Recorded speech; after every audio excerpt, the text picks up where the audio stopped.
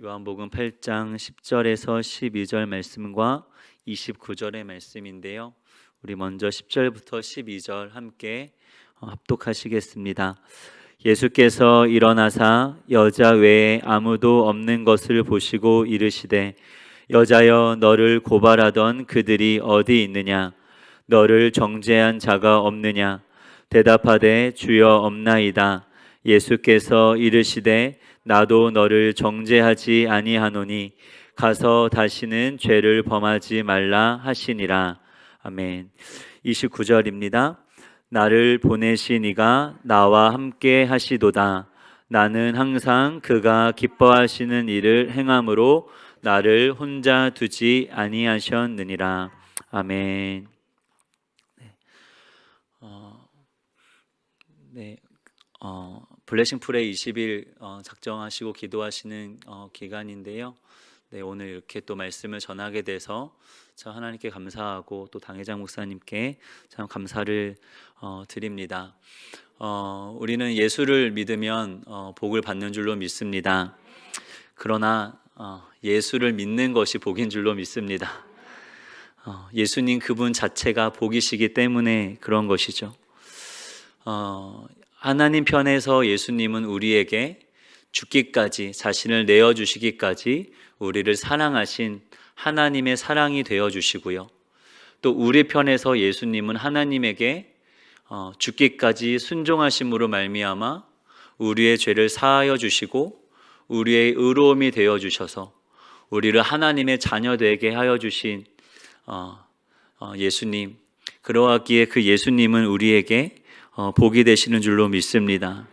예수님 때문에 하나님이 우리의 아버지가 되시고 예수님 때문에 우리는 하나님의 자녀가 되기에 오직 우리가 해야 할 것은 오직 예수님을 예배하고 예수님을 찬양하며 예수님을 시인하며 예수님을 따르는 것 말고는 없는 줄로 믿습니다. 우리가 무언가를 했다고 해서 더 사랑하시는 것도 아니고 우리가 무언가를 덜 했다라고 해서 하나님 우리를 덜 사랑하시는 것도 아니라 오직 예수님께 근거하여 예수님 때문에 예수님이 우리를 대신하여 죽기까지 순종하심으로 완전한 의를 이루시고 우리를 자녀되게 하셨기 때문에 하나님이 우리를 변함없이 언제나 사랑하여 주시는 줄로 믿습니다. 그러니 우리가 무언가를 했다고 해서 자랑할 것도 없고 우리가 무언가를 하지 못했다라고 해서 하나님 앞에 당당하게 나아가지 못할 이유가 없는 줄로 믿습니다. 그러니 오직 그 예수님만을 붙잡고 오늘도 내가 예수님 때문에 하나님의 사랑 가운데 있음을 고백하는 우리 모든 성도님들 되시기를 축복합니다. 우리 자녀들 역시 그 예수님 때문에 세상의 기준으로는 조금 못나고 부족하고 자기 자신과 부모님과 가족에게 실망이 되는 것처럼 느껴진다 할지라도 하나님에게는 결코 실망되지 않는 이유는 오직 예수님 때문에 하나님은 우리 자녀들을 사랑하시고 또 예수님을 통하여 우리 자녀들을 하나님의 뜻 가운데로 인도하실 것이기 때문인 줄로 믿습니다. 그러니 온전히 그 예수님만을 높이고 예수님만을 의지하는 우리 자녀들과 우리 모든 성도님들 되시기를 예수의 이름으로 축복합니다. 오늘 본문은 사실 8장 1절부터 30절까지의 본문인데요. 다 읽으면 시간이 너무 부족할 것 같아서 핵심되는 세 구절만 읽었습니다. 이 앞선 내용에는 뭐가 나오냐면 음행 중에 잡힌 여자가 등장합니다. 바리새인들과 사람들이 이제 예수님을 시험하려고 음행 가운데 있던 그 여인을 잡아옵니다. 그리고서는 묻습니다. 이 여인을 모세는 돌로 치라고 했는데 가늠하다 잡힌 여인을 돌로 치라고 했는데 예수님은 어떻게 하실 겁니까?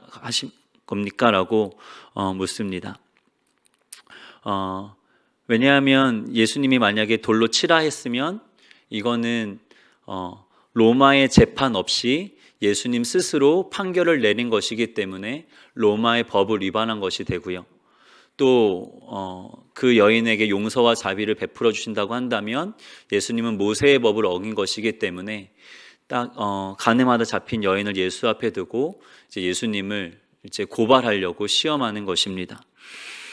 세상은 그렇게 음행하다 잡힌 여인을 고발합니다. 죄인된 자들을 고발하는 것이죠.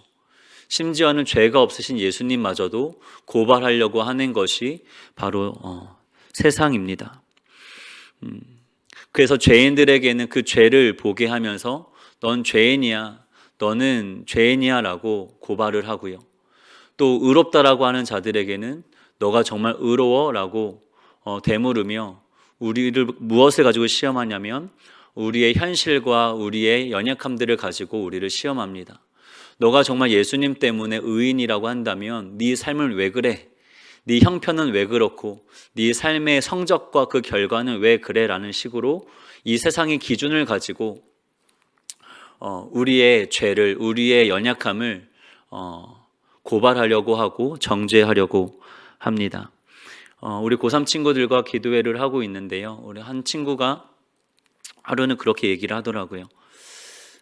정말 신앙생활 열심히 하면서도 공부를 잘할 수 있다는 것을 후배들에게 보여주고 싶어서 정말 신앙생활도 열심히 했는데 이제 수능이 다가오다 보니까 불안한 거예요. 그래서 교회에서 그렇게 많이 얼굴을 비추고 다녔는데 대학에 떨어지면 후배들과 성도님들이 어떻게 보실까? 그러게 교회는 그만 오고 고3이면 더 공부하지 이렇게 마음 가운데 생각하시지는 않을까라는 것까지 염려하고 걱정해하고 불안해하더라고요. 우리 성도님들은 전혀 그럴 의도가 없으심에도 불구하고 우리 아이들은 스스로 그런 세상의 기준을 가지고 스스로를 그렇게 정죄하고 판단하고 그렇게 스스로를 고발하려고 하는 그 생각 가운데서 많이 두려워하고 불안해하고 있다는 것입니다. 우리 부모님들도 가족들도 은연중에 넌 실패자야 라고 얘기하지 못하지만 돌려 이야기를 하죠. 너 어떻게 살려고 그러냐? 너 그렇게 살아서 어떻게 살려고 그러냐는 식으로 이제 우리 자녀들을 고발 아닌 고발을 하고 이제 정죄를 할 때가 있는데요. 이 세상은 그렇게 끊임없이 이 세상의 기준들을 가지고 죄인들을 고발할 뿐만이 아니라 죄가 없으신 예수님마저도 시험하려고 하고 고발하려고 하는 것이 세상입니다. 그런데 오늘 본문을 보면 어느 순간 그 여자와 함께 예수를 고발하려고 했던 자들이 온데간데 사라지고 그 여인과 예수님만 남게 됩니다. 그리고 예수님이 그 여인에게 이렇게 말씀하십니다. 여자여, 너를 고발하던 그들이 어디 있느냐? 너를 정죄한 자가 없느냐? 대답하되 주여 없나이다. 예수께서 이르시되 나로 너를 정죄하지 아니하노니 가서 다시는 죄를 범하지 말라 하시니라. 아멘. 이 여인이 고발당할지언정, 고발과 정죄는 좀 다른데요. 고발은 이제 죄가 있다라고 이제 고발하는 거고요. 정죄는 어떤 판결하다, 어떤 선언하다, 심판하다라는 뜻입니다. 근데 그 여인에게 분명히 죄가 있고 그래서 그 여인은 고발당했습니다. 그런데 예수님은 그 죄 있는 여인을 고발할 수 있는 심판하는 권한을 아버지께 받았음에도 불구하고 그 여인을 정죄하지 않으십니다. 판단하지 않으시고 판결하지 않으시고 심판하지 않으십니다. 대신 가서 다시는 죄를 범하지 말라라고 하십니다. 그리고 더 나아가서는 12절에 어떻게 말씀하시냐면 예수께서 또 말씀하여 이르시되 나는 세상의 빛이다. 나를 따르는 자는 어둠에 다니지 아니하고 생명의 빛을 얻으리라. 아멘. 예수님은 그 여인을, 죄 있는 여인을 정죄하고 판단하지 아니하시고 자기 자신에 대하여 증언하십니다. 내가 세상의 빛이다라고 증언하시는 것이죠.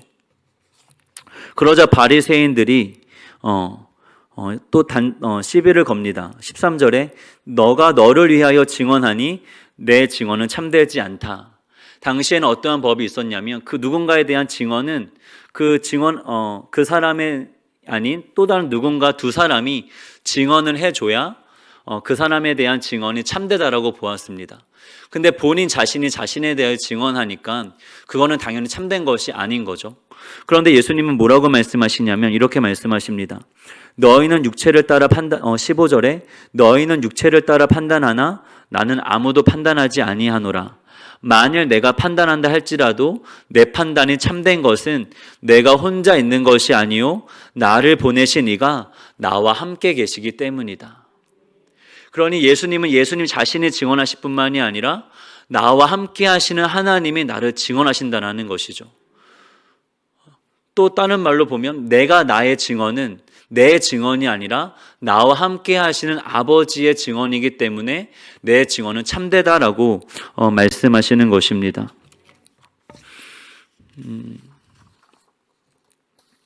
세상은 끊임없이 죄인들을 고발하고 판단하고 정죄하고 심판하려고 합니다. 그러나 하나님은 그런 분이 아니세요. 하나님은 우리를 아직 심판하시기 전에 우리에게 구원을 주시고자 그 아들을 나타내시고 그 아들을 증언하시는 분이신 줄로 믿습니다. 예수님 역시도 우리를 심판하시고 판단하시기 이전에 먼저 우리에게 자기 자신을 나타내 보이시면서 자기 자신을 증언하시는 분이신 줄로 믿습니다. 왜냐하면 하나님의 뜻은 심판이 아니라 구원에 있기 때문에 그렇습니다. 그리고 오직 그 구원은 예수 그리스도로 말미암기 때문인 줄로 믿습니다.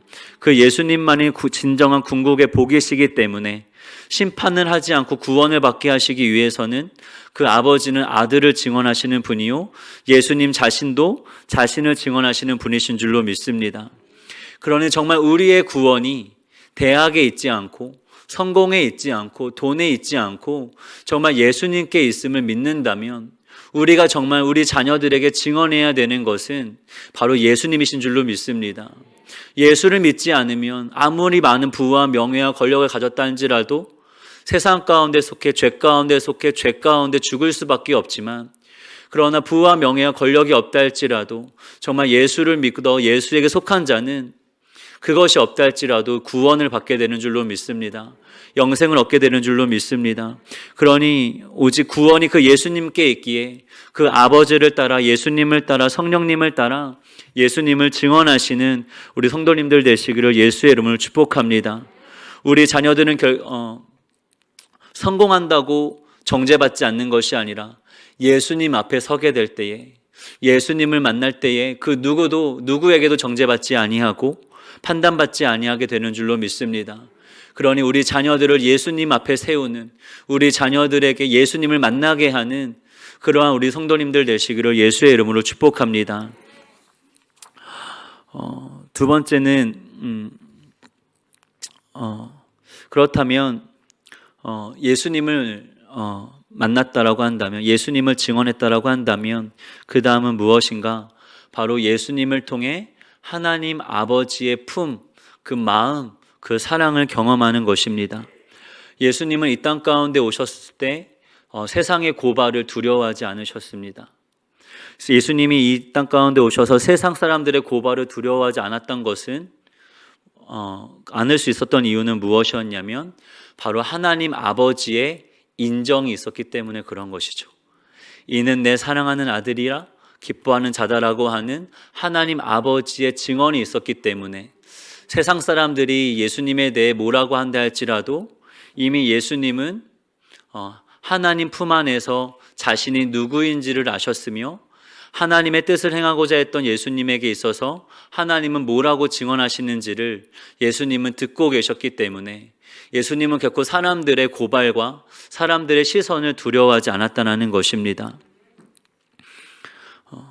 그래서 우리 예수님은 어떠한 분이신가? 창세 전에는 하나님 아버지 품에 독생하셨던 분이십니다. 늘 아버지 품 안에서 아버지의 사랑을 독차지하고 계셨던 분이신 것이죠. 그러나 아까 서두에 말씀드렸던 것처럼 사단은 계속해서 우리의 육체와 상황과 형편을 가지고 우리를 시험하려고 합니다. 우리를 고발하려고 하는 것이죠. 그래서 이렇게 이야기합니다. 예수님에게 네가 하나님의 아들이라면 이렇게 굶지 말고 돌이 떡이 되게 해보라라고 시험을 합니다.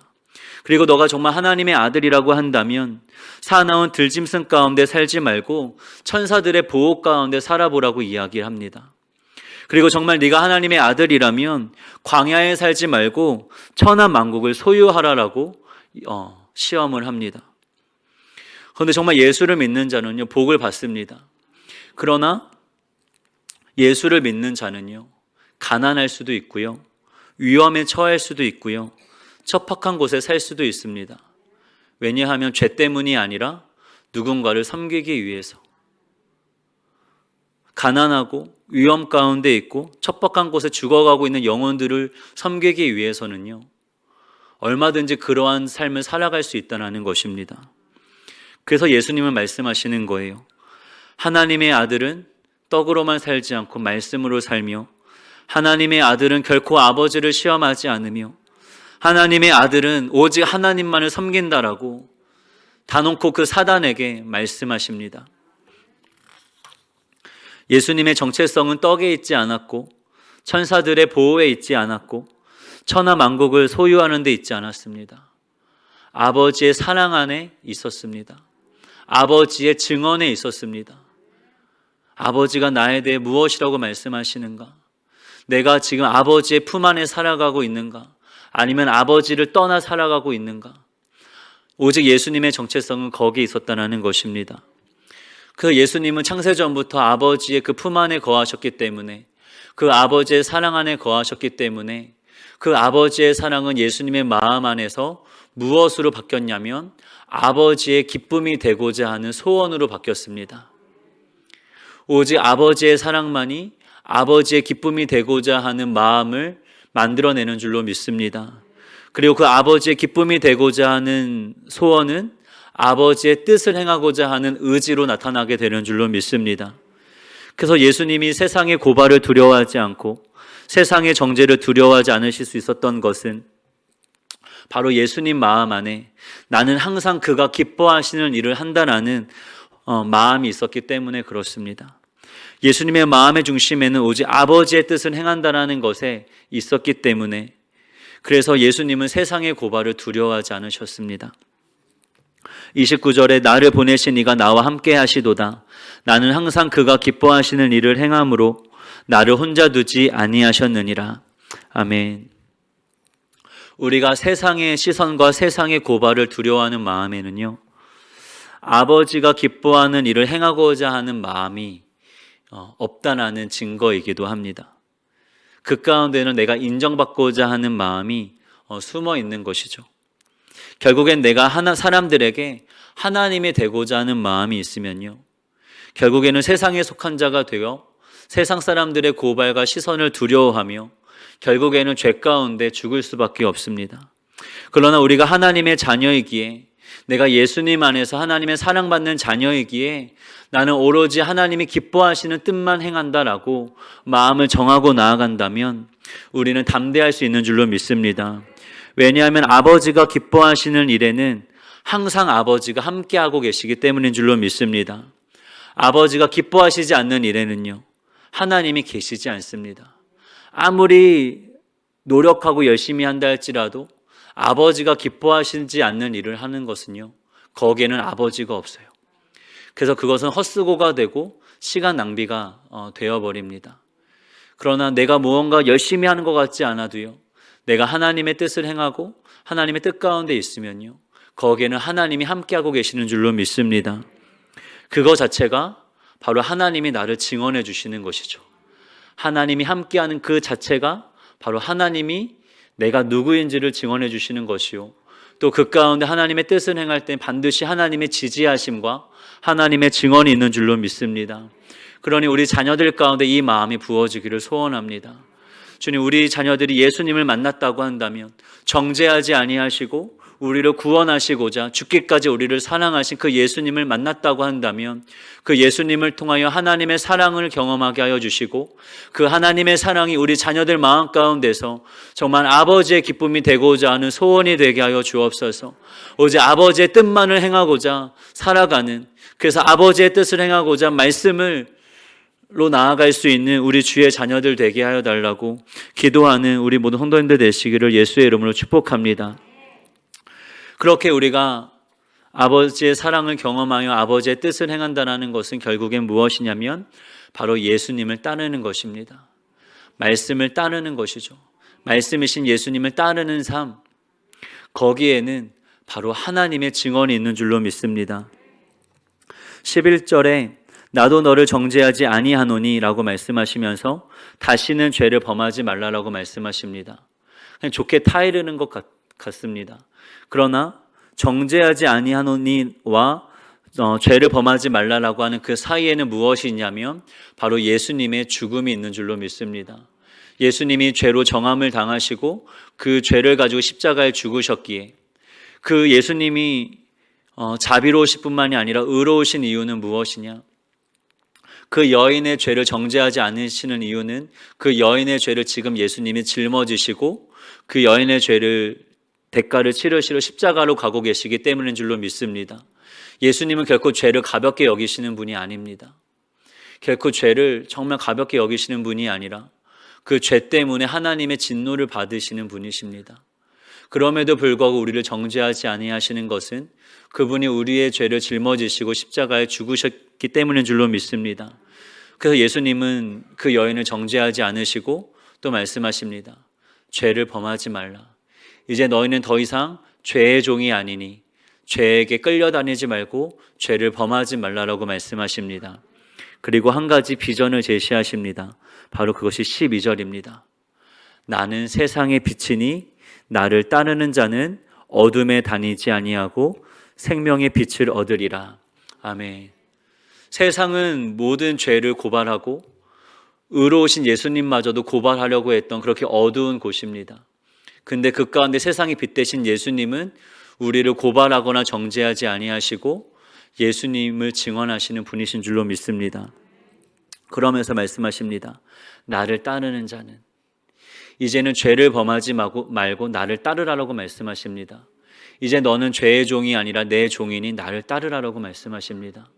나를 따르는 자는 어둠에 다니지 않는다라고 말씀하세요. 왜요? 예수님은 아버지가 기뻐하시는 일만을 행하시기 때문에, 빛 가운데 거하시기 때문에 예수님에게는 조금도 어둠이 없는 줄로 믿습니다. 그래서 우리가 빛 가운데 살아가는 방법이 있다고 한다면 그것은 성공이 아니라 세상의 화려한 빛 가운데 나아가는 삶이 아니라 오직 빛 대신 예수님을 따르는 삶이 되는 줄로 믿습니다. 그렇게 세상의 빛 되시는 예수님을 따를 때 우리는 무엇을 얻는가? 바로 생명의 빛을 얻는 줄로 믿습니다. 생명이란 무엇인가요? 바로 누군가의 이름을 불러주는 것 아닌가요? 누군가가 그 사람을 인정해 주는 것 아닌가요? 우리가 예수님을 따를 때에 예수님을 증언하시는 그 하나님 아버지께서 예수님께 딱 붙어서 예수님을 따르는 우리를 함께 증언하여 주시는 줄로 믿습니다. 예수를 따르는 너도 하나님의 자녀다. 너도 내 아들이고 내가 너를 기뻐하고 내가 너를 지지하고 내가 너를 응원한다라고 증언하여 주시는 줄로 믿습니다. 그러니 진정 우리 자녀들이 정말 예수님을 따르는 가운데 예수님을 향한 그 증언이 우리 자녀들의 증언이 되기를 간절히 소망합니다. 그래서 우리가 이것을 위하여 함께 기도하기를 소망합니다. 기도하겠습니다. 하나님, 세상은 의인이신 예수님마저도 고발하려고 하는 곳입니다. 그 예수님마저도 정죄하고 그 예수님마저도 육체를 따라 판단하려고 하는 곳입니다. 하나님, 그 가운데 우리 자녀들은 세상의 기준을 가지고 스스로를 자해하며 스스로를 죽이며 죽음 가운데 살아가고 있습니다. 하나님, 우리 자녀들에게는 적극적으로 그 예수님을 증거해야 되는 줄로 믿습니다. 정죄하지 아니하시고 우리를 하나님의 사랑 가운데 거하게 하시는 그 예수님을 증거해야 되는 줄로 믿사오니 아버지, 진정 우리 자녀들의 연약함을 고발하려고 하는 이 세상 가운데 진정 예수님을 증거하며 예수님을 만나게 할 수 있는 우리 성도님들 되게 하여 주시옵시고, 우리 자녀들이 예수님을 만나 하나님의 사랑을 경험하여 정말 하나님의 기쁨이 되고자 하나님의 뜻을 행할 수 있는 존귀한 주의 자녀들 되게 하여 주시옵시고, 그렇게 말씀이신 예수님을 따르는 가운데 이는 내 사랑하는 아들이요 기뻐하는 자다라는 예수님을 향한 그 하나님의 증언이 진정 우리 자녀들을 향한 증언이 되게 하여 주시사 생명의 빛을 얻게 하여 주시옵시고, 늘 하나님이 함께 하여 주시옵시고, 아버지와 하나님의 인정하심이, 하나님의 지지하심이, 하나님의 응원하심이 늘 평생에 우리 자녀들의 삶 가운데 따를 수 있도록 주님께서 축복하여 주시옵소서. 감사드리오며 살아계신 예수님의 이름으로 간절히 기도드립니다. 아멘.